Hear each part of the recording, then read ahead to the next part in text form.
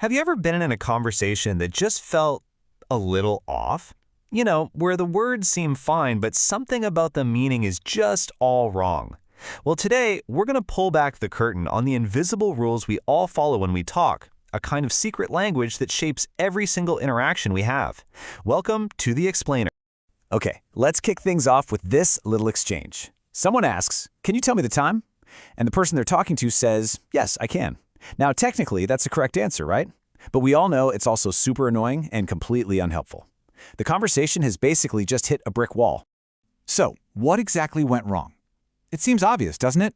The first person wasn't actually asking about the other person's ability to tell time. They just wanted to know what time it was. The problem here is a classic case of someone responding to the literal words while totally missing the intended meaning. And this gets to the heart of what makes communication so fascinating. There's this huge invisible gap between the words we say out loud and what we actually mean. And it's inside that gap where the real conversation happens.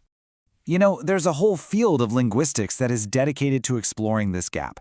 It's called pragmatics. It doesn't really care about perfect grammar. It cares about how we use language in the real world, in real situations, to get things done. All right, so let's dive into the first hidden rule. How do we manage to say something without actually saying it? Take a look at this classic example. Jack says he's cooking dinner, and Leilani replies, "Okay, I will get the Alka-Seltzer." Now, her response isn't just some random fact. She is masterfully implying something about Jack's cooking, that it's probably going to give her indigestion, without ever saying those words out loud. This hidden message, this meaning that lives between the lines, actually has a name. A philosopher named Paul Grice called it an implicature. And trust me, once you know what to look for, you'll start seeing these implicatures absolutely everywhere. So the big question is, how do we create and understand these hidden messages so effortlessly? Well, Grice suggested it's because we're all, usually subconsciously, playing by the same set of rules. He called them maxims. Just think of these 4 maxims as the basic, unspoken agreement we all make when we start a conversation. We just assume that people are trying to be truthful, that they're giving us the right amount of info, staying on topic, and being clear. These are like the default settings for normal human conversation.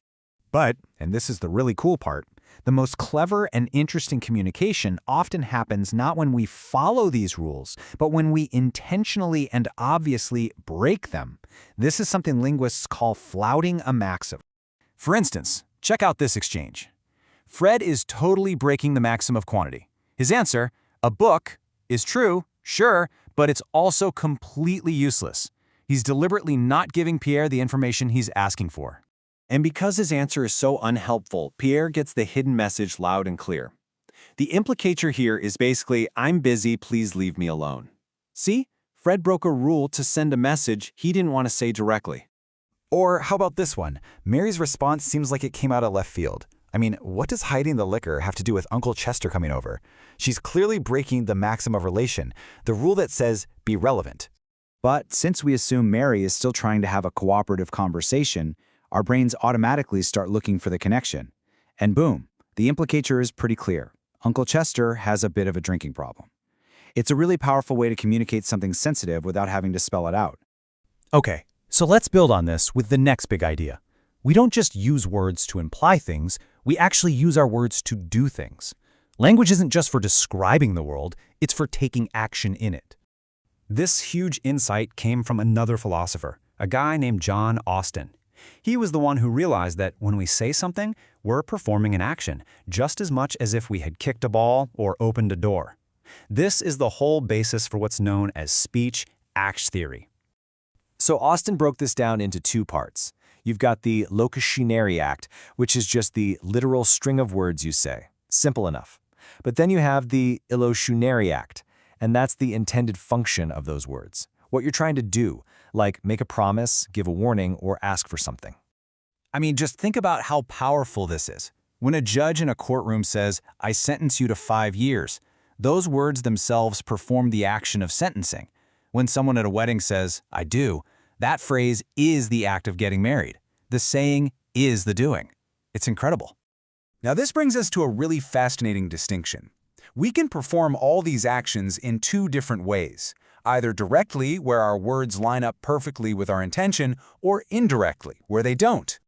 A direct speech act is when the grammar matches the action. So a command like "tell me the time" is a direct way to request something. But an indirect speech act has a mismatch. "Can you tell me the time" has the grammar of a yes or no question, but the function of a request. We use this mismatch all the time, especially for things like sarcasm or just being polite. This sentence is grammatically a question, but nobody thinks the speaker is genuinely curious about the other person's ability to be slower. The real action here is a command. Hurry up! So why does any of this stuff matter? Well, because understanding these hidden rules is a genuine communication superpower. Seriously. It's the difference between just hearing the words someone says and truly understanding what they mean. It helps you navigate tricky social situations, be more persuasive, and really just become a much more effective and empathetic communicator. So the next time you're at the dinner table and someone asks, "Can you pass the salt?"